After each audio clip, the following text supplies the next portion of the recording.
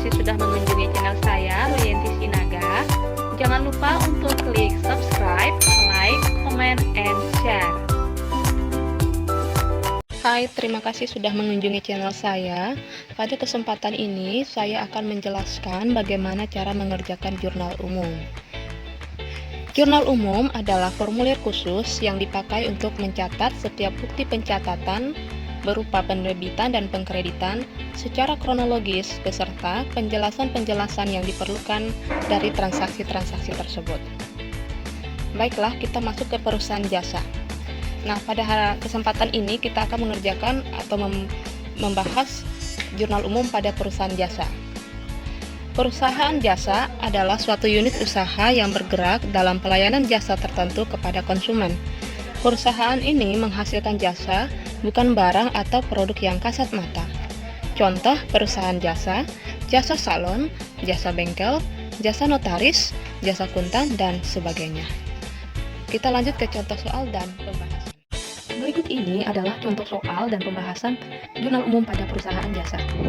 Soalnya ialah pada tanggal 1 November 2020, Melati memutuskan untuk mendirikan suatu usaha jasa salon dengan nama Salon Queen. Transaksi yang terjadi selama November 2020 adalah sebagai berikut. Nah, di sini ada tabel, yang tabel sebelah kanan ini adalah transaksi, sedangkan tabel sebelah kiri ini adalah jurnal umum. Nah, sebelumnya saya jelaskan terlebih dahulu bahwa jurnal umum ini adalah proses penempatan debit dan kredit. Nah, untuk akun-akun yang letaknya di debit nanti posisinya diletakkan di sebelah kanan. Sedangkan akun atau akun-akun yang posisinya di kredit diletakkan agak menjorok ke kiri, agak menjorok ke dalam, atau lebih tepatnya dikatakan sebelah kirinya, ya. Jadi posisi debit ialah di sebelah kanan,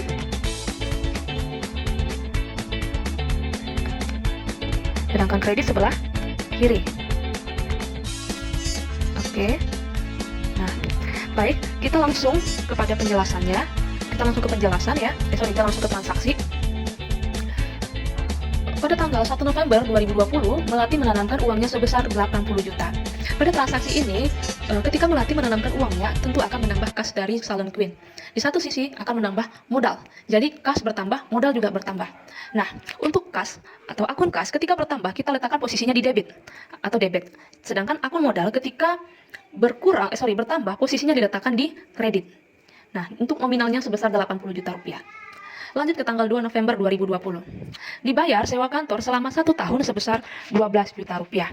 Oke, ketika ada transaksi seperti ini, ketika ada pembayaran sewa kantor misalnya selama 1 tahun atau selama 6 bulan, ini berarti untuk pemakaian, contohnya kalau 1 tahun berarti ini untuk pemakaian 1 tahun ke depan, ya.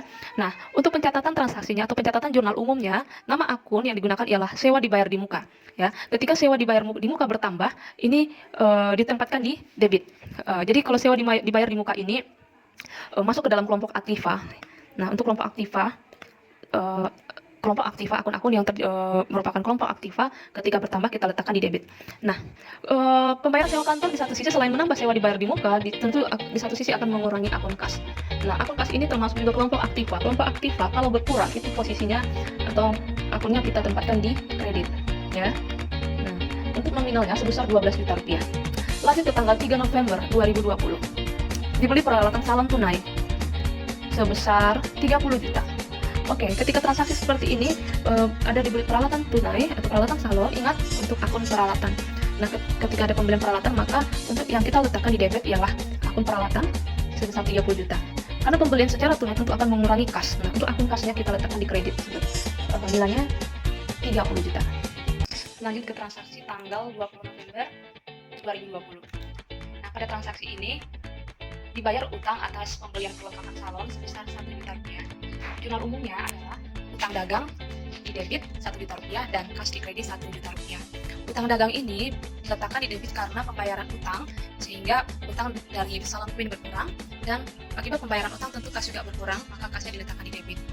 Lanjut ke tanggal 25 November 2020, diterima pembayaran dari debitur yang telah memakai jasa sebesar 1 juta rupiah. Nah, pembayaran dari debitur ini akan menambah kas dan mengurangi piutang dagang, ya. Kas di debit 1 juta rupiah dan piutang dagang di kredit 1 juta rupiah. Oke, lanjut ke tanggal 30 November 2020, dibayar gaji pegawai sebesar 1 juta rupiah.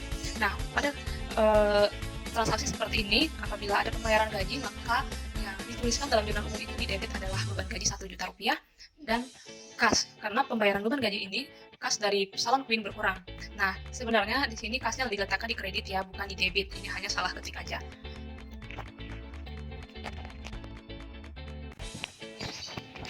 Baiklah, kita lanjut ke transaksi tanggal 31 November. Transaksinya adalah perlengkapan salon yang terdapat sebesar Rp1.100.000. Nah, transaksi tanggal 31 November ini ada kaitannya dengan transaksi 5 November 2020, yaitu dibeli perlengkapan salon secara kredit Rp3 juta. Nah, perlengkapan salon yang terdapat sebesar Rp1.100.000, maksudnya dalam transaksi ini adalah bahwa perlengkapan itu sekarang tinggal atau ya nilainya atau nominalnya Rp1.100.000 yang awalnya dari Rp3 juta. Berarti yang sudah terpakai 3 juta dikurang Rp1.100.000, hasilnya Rp1.900.000. Berarti yang sudah terpakai ini adalah perlengkapan salonnya Rp1.900.000. Nah, untuk jurnal umum pada transaksi ini ialah beban perlengkapan salon Rp1.900.000 di debit. Nah, kenapa disebut beban perlengkapan? Nama akunnya karena sudah terpakai ya. Karena sudah terpakai maka nama akun dibuat jadi beban atau pencatatannya dibuat jadi beban. Kemudian perlengkapan salon yang sudah berkurang diletakkan di kredit Rp1.900.000. Oke, next lanjut ke tanggal 31 November 2020, namun transaksi yang berbeda. Transaksinya adalah perlengkapan kantor yang terdapat sebesar Rp450.000. Berarti tanggal 31 November ini atau di akhir November ini perlengkapan kantor yang masih ada itu masih sebesar Rp450.000 yang awalnya ini masih ada kaitannya 10 November 2020, yaitu dibeli perlengkapan kantor Rp2.500.000 dan dibayar Rp500.000 sisanya secara kredit. Tapi kita fokus ke harga perlengkapan kantornya, Rp2.500.000. Jadi perlengkapan kantor awal itu senilai Rp2.500.000. Namun di akhir senilai Rp450.000. Berarti sudah terpakai sebesar Rp2.050.000. Nah, beban perlengkapan kantor di sini diletakkan di debit. Nah, itu kenapa disebut beban perlengkapan kantor? Karena perlengkapan itu sudah terpakai, ya, Rp2.050.000 dan perlengkapan kantor yang berkurang diletakkan di kredit sebesar Rp2.050.000. Lanjut, masih di tanggal yang sama, namun untuk transaksi yang berbeda. Penyusutan peralatan salon untuk bulan ini sebesar Rp100.000. Nah, pada transaksi ini jurnal umumnya adalah beban penyusutan peralatan salon Rp100.000 dan akumulasi penyusutan peralatan salon Rp100.000 ya. Bebannya kalau ada transaksi seperti ini ya, adanya penyusutan, mau penyusutan peralatan salon ataupun penyusutan peralatan lainnya, kalau soalnya seperti ini, maka dalam jurnal umumnya kita buat pencatatannya beban penyusutan peralatan untuk di debit dan di kredit dibuat akumulasi penyusutan peralatan. Oke, kita lanjut lagi tanggal 31 November 2020, masih transaksi yang berbeda. Nah, sewa kantor yang telah menjadi beban Rp1 juta ya.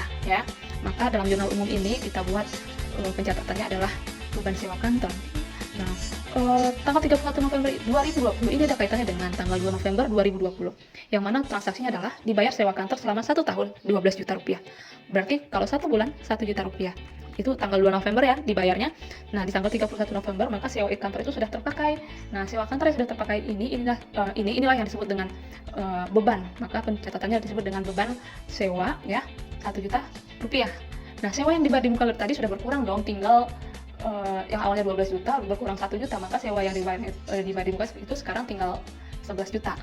Namun kita mencatat dalam transaksi ini sewa dibayar di mukanya karena berkurang Rp1 juta.